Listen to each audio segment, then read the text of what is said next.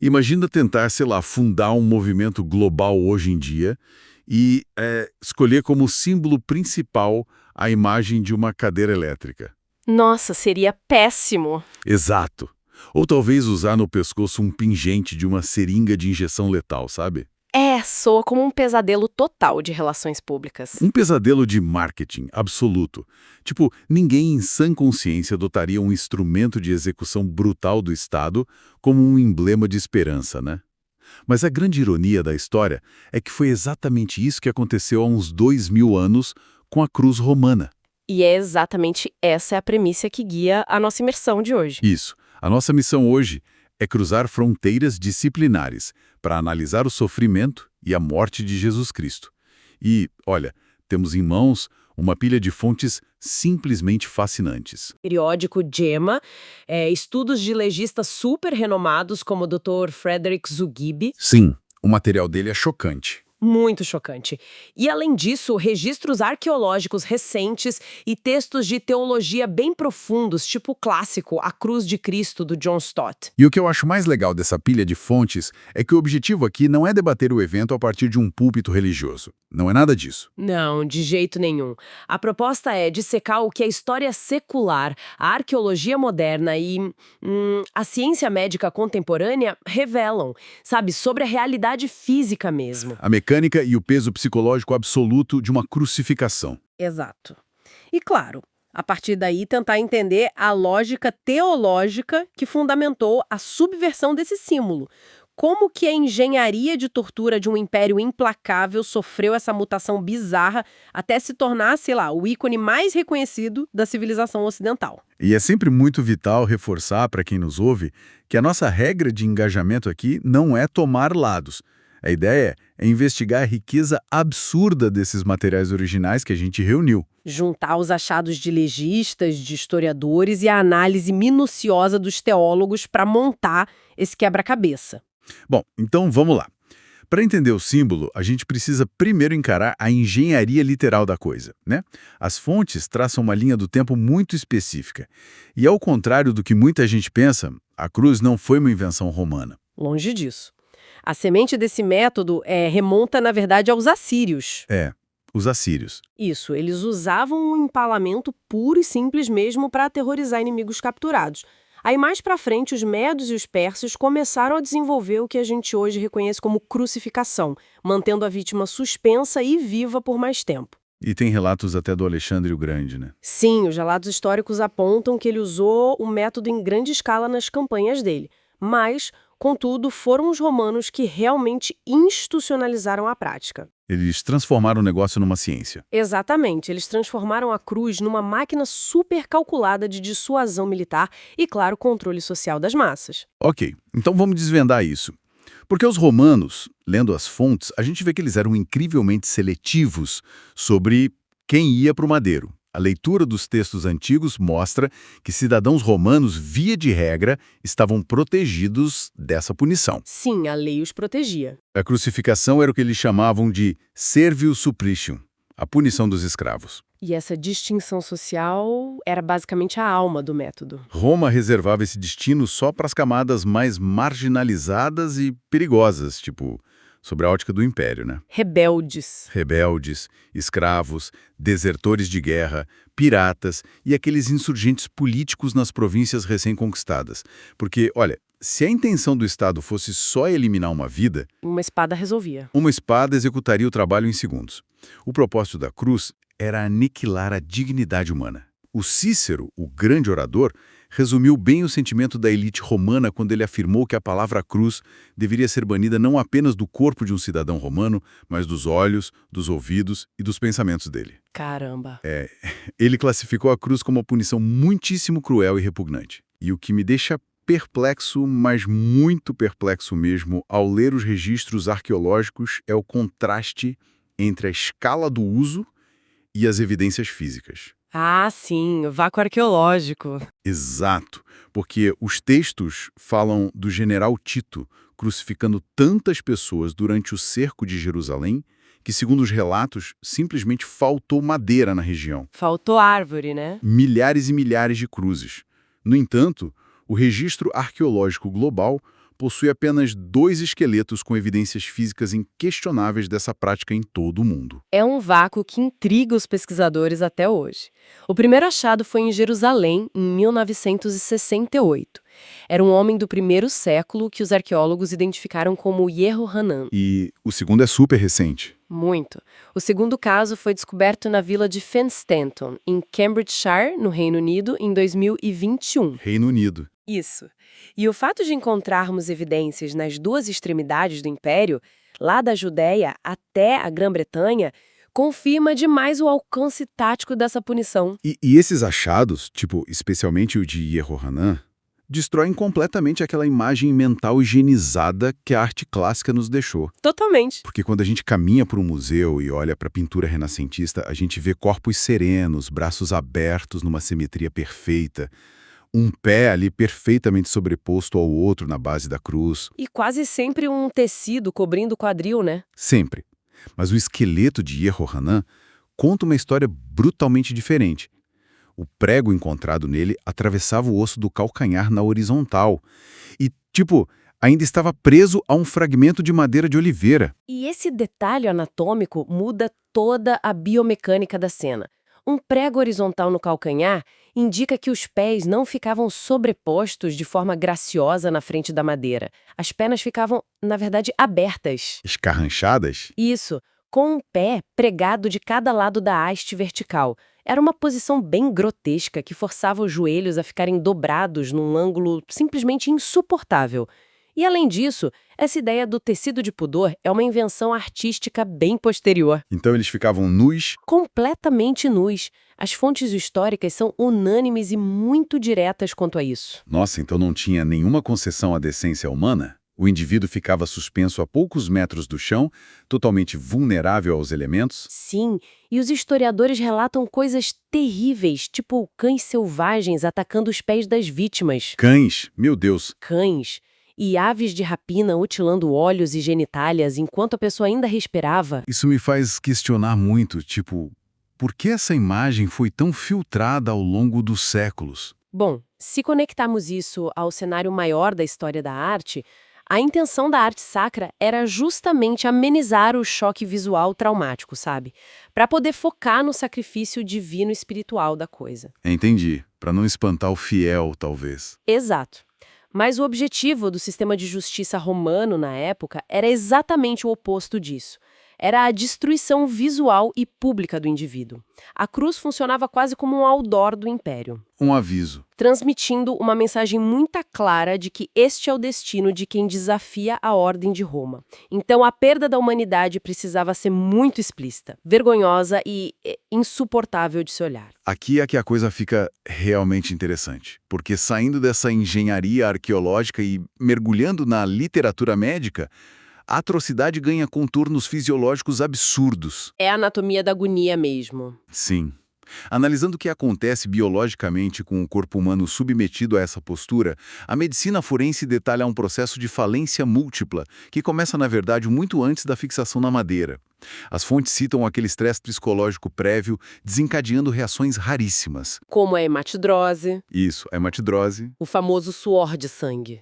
É uma condição clínica documentada, né, onde um nível astronômico de pânico e estresse contínuo acaba causando a ruptura dos microvasos capilares que alimentam as glândulas sudoríparas. Uau! Aí o sangue se mistura ao suor, o que deixa a pele extremamente fragilizada, quase em estado de hiperestesia.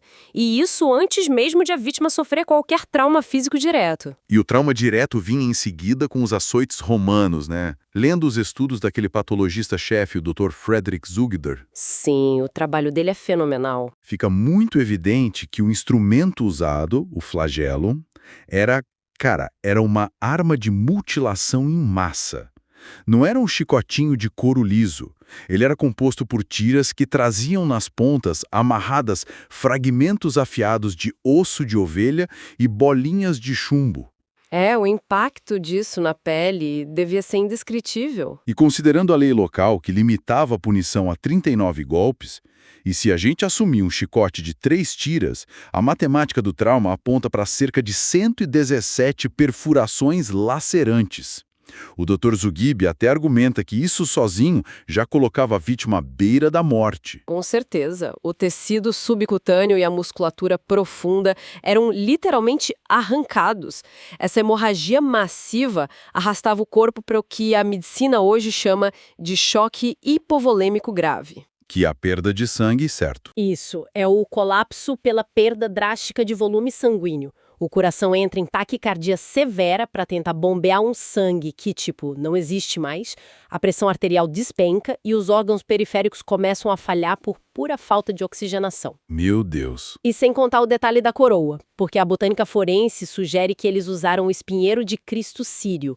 É uma planta com espinhos longos, super rígidos e afiados. Sim, como agulhas grossas. O Dr. Zugib estima que dezenas desses espinhos perfuraram o couro cabeludo, que é uma das áreas mais vascularizadas do corpo humano, atingindo em cheio os nervos supraorbitais e supratrocoleares ali do rosto. Nossa. O dano neurológico gerado por isso é descrito nos estudos dele como sendo capaz de induzir febres traumáticas na casa dos 40 graus Celsius. Então imagina só o cenário clínico para nossa audiência. Um corpo em choque circulatório, sangrando sem parar, ardendo em febre e ainda sendo forçado a carregar uma viga de madeira maciça. O patíbulum. Exato, o patíbulum. Que é a haste horizontal da cruz, né? E as estimativas de peso dessa peça variam entre 34 e 57 quilos. Carregar isso nas costas. Pois é, carregar esse peso sobre costas em carne viva, por si só, já exigiu um esforço muito além de qualquer limite fisiológico. É como obrigar alguém com os músculos rasgados a carregar um saco de cimento gigantesco pelas ruas de paralelepípedo. Uma tortura indescritível. E então a gente chega na fixação. Os artigos do JAMA corrigem outro grande equívoco da arte clássica, que são os pregos nas palmas das mãos. Ah, sim, esse é um mito muito forte. A anatomia humana simplesmente não permite isso. A carne rasgaria sobre o peso do corpo e a pessoa cairia. As pesquisas mostram que os cravos, que eram estacas de ferro enferrujado de 13 a 18 centímetros, eram martelados, na verdade, nos pulsos. Mais especificamente num lugar chamado espaço de Deschaux. Deschaux, isso. Que é basicamente uma pequena falha natural entre os ossos do carpo, que é perfeita para ancorar um prego sem despedaçar toda a estrutura óssea da mão. O problema trágico disso, clinicamente falando, é que esse pequeno espaço fica exatamente em cima do nervo mediano. E esse nervo é importante, né? É simplesmente o maior e mais sensível nervo motor e sensorial da mão. Para quem está nos acompanhando visualizar o impacto, sabe aquela sensação de choque elétrico horrível quando você bate a ponta do cotovelo na quina da mesa? Nossa, dói muito. Então multiplica isso exponencialmente. Uma estaca de ferro esmagava esse nervo e a vítima ficava pendurada por ele. E nos pés, a mesma coisa. O prego horizontal destruiu os nervos fibular profundo e o plantar lateral. É de dar arrepios. E é por uma razão puramente anatômica que a nossa língua usa a palavra excruciante para definir a pior dor imaginável. O termo deriva lá do latim ex cruciatus, que significa literalmente fora da cruz, ou vinda da cruz. O nível de sofrimento exigiu a criação de um vocabulário novo. Totalmente. E lendo as transcrições médicas sobre a mecânica da respiração na cruz, a gente percebe que o método era, na sua essência, uma máquina projetada para asfixiar a vítima muito lentamente. É a imagem muito perturbadora de uma pessoa se afogando em pleno ar livre, sabe? O simples ato de respirar se transformava em uma negociação torturante com a dor. Porque, me corrija se eu estiver errado, inspirar até era fácil nessa posição, correto? Sim, incrivelmente a gravidade trabalhava a favor da inspiração. Como a pessoa estava pendurada pelos braços esticados, o próprio peso do corpo puxava o diafragma e a musculatura intercostal para baixo. Expandindo os pulmões. Exato, expandia passivamente, o ar entrava de boa. O inferno biomecânico mesmo começava na tentativa de soltar esse ar. Porque a exalação exige que o diafragma relaxe e suba, para empurrar o ar para fora. Mas a posição suspensa travava a musculatura exatamente na configuração de inspiração. Então a pessoa não conseguia soltar o ar. Não. E para evitar sufocar com os pulmões cheios de ar estagnado, o indivíduo era forçado a se erguer. Ele precisava apoiar todo o peso do corpo naqueles pés atravessados por um prego enferrujado. né? Empurrar-se para cima e flexionar os braços puxando todo o peso contra os pulsos cravados no nervo mediano. E tudo isso apenas para conseguir exalar o ar. Exatamente. E tem o lado mais macabro que você mencionou dos açoites. Assim, as costas. A cada movimento de subida e descida só para respirar, as costas que já estavam laceradas pelos 117 açoites ficavam raspando sem parar contra a madeira áspera do poste vertical. Era um atrito constante e agonizante. Um ciclo respiratório repetido, sei lá, milhares de vezes durante horas até o esgotamento muscular absoluto da pessoa. E sobre a causa mortis final, a literatura forense que a gente leu apresenta um debate super interessante. O artigo influente do JAMA, aquele de 1986, aponta a asfixia exaustiva como fator terminal. Certo, mas o Dr. Zugby discorda, né? Em parte, sim. As análises dele sugerem que o choque hipovolêmico provocado por toda aquela hemorragia anterior acabou culminando numa parada cardíaca antes da asfixia total acontecer. Mas do ponto de vista sistêmico, o mais provável é que tenha sido uma combinação catastrófica das duas coisas. Uma falência simultânea. O corpo colapsou pela ausência interna de volume de sangue, enquanto a musculatura simplesmente falhou na captação externa de oxigênio. E o que mais surpreende os historiadores, nesse caso específico de Jesus, é a rapidez do óbito. As fontes apontam que uma execução como essa podia durar até 36 horas de agonia. 1 dia e meio. E Jesus faleceu em cerca de 6 horas. O que até surpreendeu o governador Pôncio Pilatos lá nos registros. E por causa dessa morte acelerada, o procedimento padrão que eles tinham de quebrar as pernas, o crurifragium, não chegou a ser aplicado nele. O que faz sentido biomecanicamente. Se eles quebrassem os joelhos, o ponto de apoio ali dos pés desapareceria de vez. A pessoa não conseguia mais subir para respirar. Exatamente. E aí a morte por asfixia chegava em questão de minutos. Mas em vez disso, no caso dele, a verificação do óbito veio através de um golpe de lança direto no lado do corpo, que acabou vertendo água e sangue. Sim, e segundo as fontes médicas que a gente viu, esse líquido transparente seria fluido pericárdico ou pleural, que se acumulou ao redor do coração e dos pulmões devido ao choque traumático severo. Então a morte não foi aparente, né? Foi um encerramento orgânico definitivo.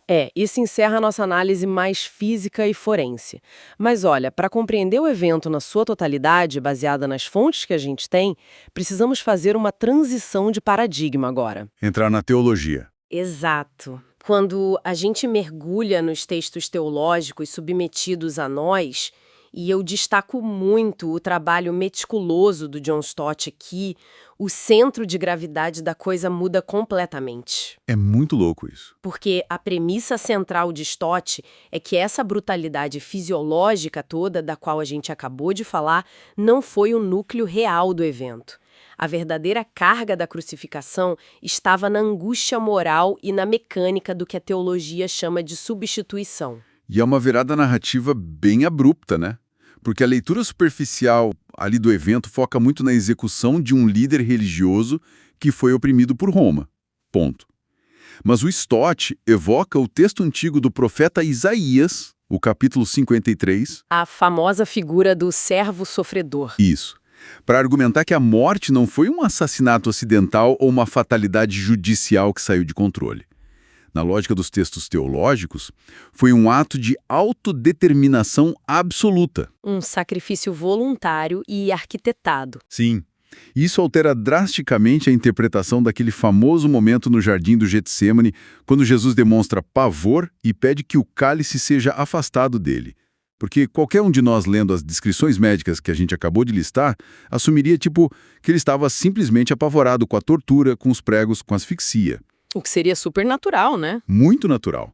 Mas a análise do Stott vai para um caminho completamente diferente. E o argumento teológico dele é brilhante, porque ele diz que reduzir o terror do Getsêmani ao mero medo da dor física é não compreender a real magnitude do texto hebraico. Como assim? Na tradição hebraica que ele aponta nas fontes, a palavra cálice é uma metáfora muito frequente para o julgamento e para a justiça divina contra a corrupção humana. Ah, entendi. Então, o pavor absoluto experimentado ali não era em relação aos instrumentos de tortura romanos.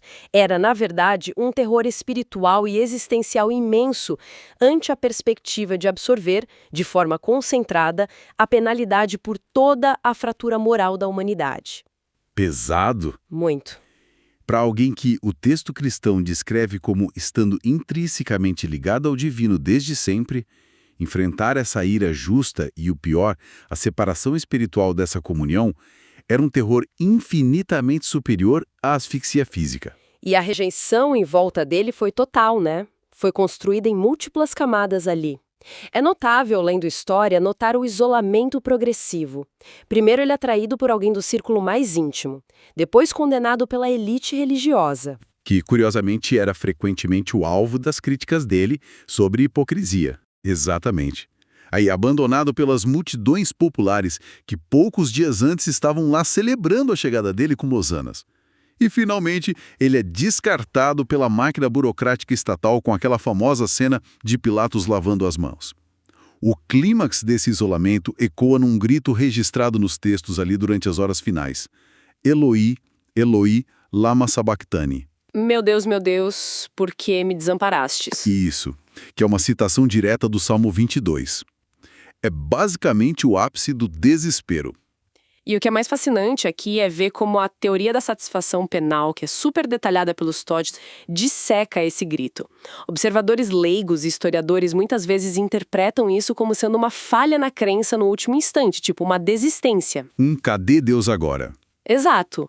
Contudo, o texto teológico defende que aquela escuridão misteriosa que encobriu o local do meio-dia às 3 da tarde representava uma ruptura cósmica muito real. Não foi só um eclipse. Não.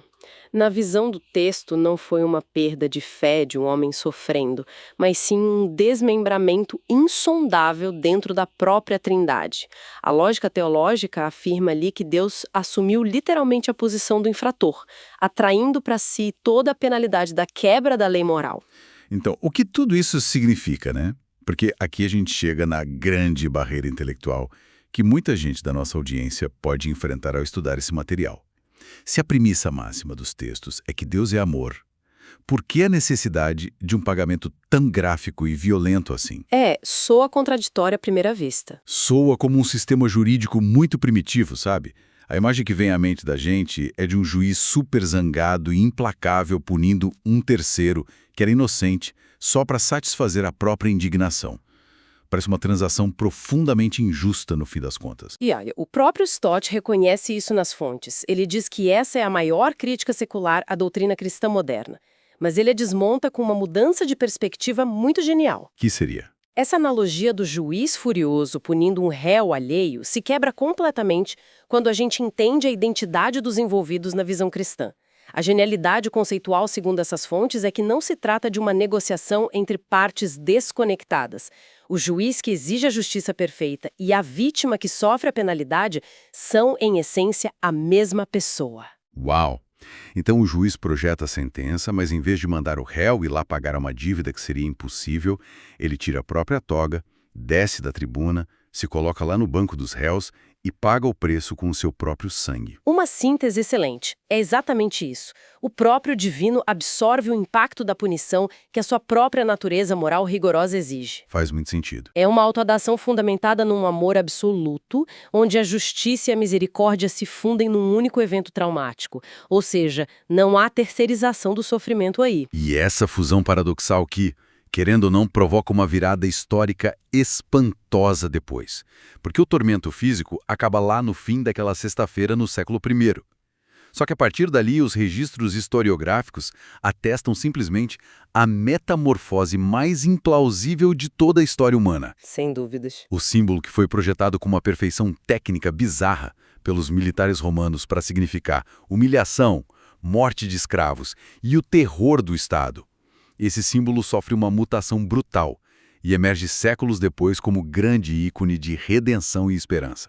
É o paradoxo da cruz, sabe? E como a gente falou bem no início, era um obstáculo monumental tentar propagar essa ideia no Império.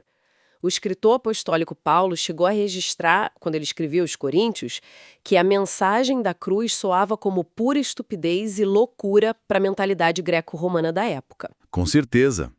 Porque era uma inversão de valores, tipo, repulsiva para um cidadão romano ou grego, cuja cultura valorizava tanto a glória militar, a honra pública e o poder. E olha, há uma prova arqueológica visual desse repúdio que resume perfeitamente o cenário da época. Ah, o grafite de Alexamenos? O próprio. O grafite de Alexamenos, que foi descoberto lá no Monte Palatino, em Roma, e é datado de por volta do século II, para quem não conhece, é um rascunho muito amador esculpido na parede de um alojamento imperial.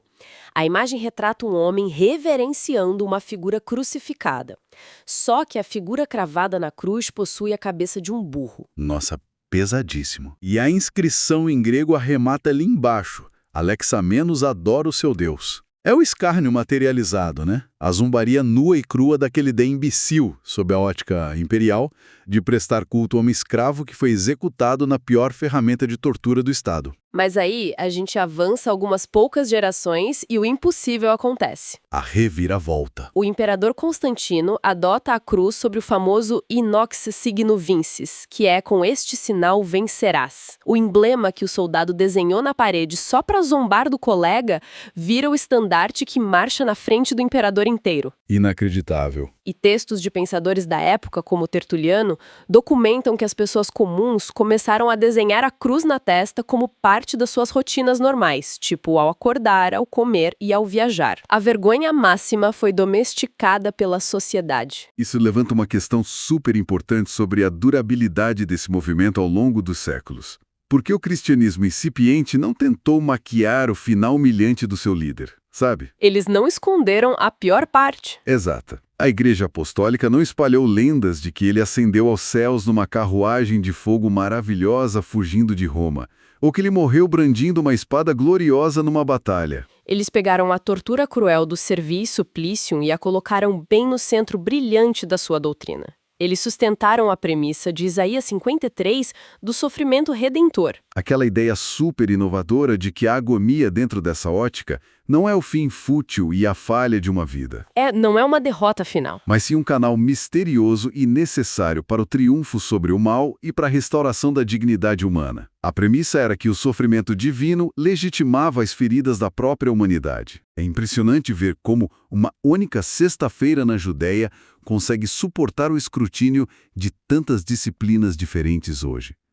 Porque quando cruzamos o olhar frio dos peritos do Jama e dos arqueólogos que escavam a terra, a gente entende a mecânica do terror ali. A dura realidade física. E sob a ótica de teólogos brilhantes, como Stott, a gente absorve o peso de uma substituição voluntária e dessa misericórdia severa que eles defendem. E claro, através dos historiadores, a gente acaba testemunhando o triunfo sociológico inigualável que transformou, de fato, um aparato de asfixia no maior símbolo de vida do Ocidente. É um encontro definitivo onde medicina, arqueologia e teologia convergem de uma forma única, oferecendo um material que continua a provocar a mente humana e a moldar todo o pensamento moderno. E olha, para coroar essa exploração de hoje, a gente quer deixar um último ponto com vocês, extraído bem do debate histórico sobre a logística mortuária, para uma profunda reflexão nos próximos dias. Especialistas como o historiador André Leonardo Chevitarese apontam frequentemente aquele rigor inegociável do protocolo romano em relação ao fim de um crucificado. A regra de ouro, como a gente viu, era a permanência na cruz. Sim, apodrecer lá. Os corpos não recebiam a dignidade do sepultamento. Eles deviam ficar pendurados para apodrecer sobre o sol, alimentando animais, servindo como monumentos macabros do poder estatal. A burocracia romana visava justamente o apagamento social daquela existência e a negação cruel do luto às famílias. O verdadeiro extermínio da memória da pessoa, né? Exatamente. O extermínio da memória. Então, se essa era a doutrina absoluta de segurança do Estado para traidores e agitadores políticos, o fato amplamente documentado de que Jesus de Nazaré recebeu um sepultamento estruturado em um túmulo lacrado, criando basicamente as condições para a narrativa da ressurreição que inflamou o globo depois, isso é uma anomalia histórica astronômica. A pergunta que fica é: Como é que essa exceção colossal e super burocratizada passou pelo crivo implacável do Império Romano ali naquele momento? Fica aí o questionamento inquietante plantado pelas fontes históricas. E um excelente convite intelectual para futuras explorações de quem nos ouve. Uma reflexão e tanto para fechar. Sem dúvida. A todos que mergulharam nessa densa imersão de fatos históricos e análise minuciosa com a gente hoje, foi um prazer imenso percorrer essa jornada. Até a nossa próxima investigação.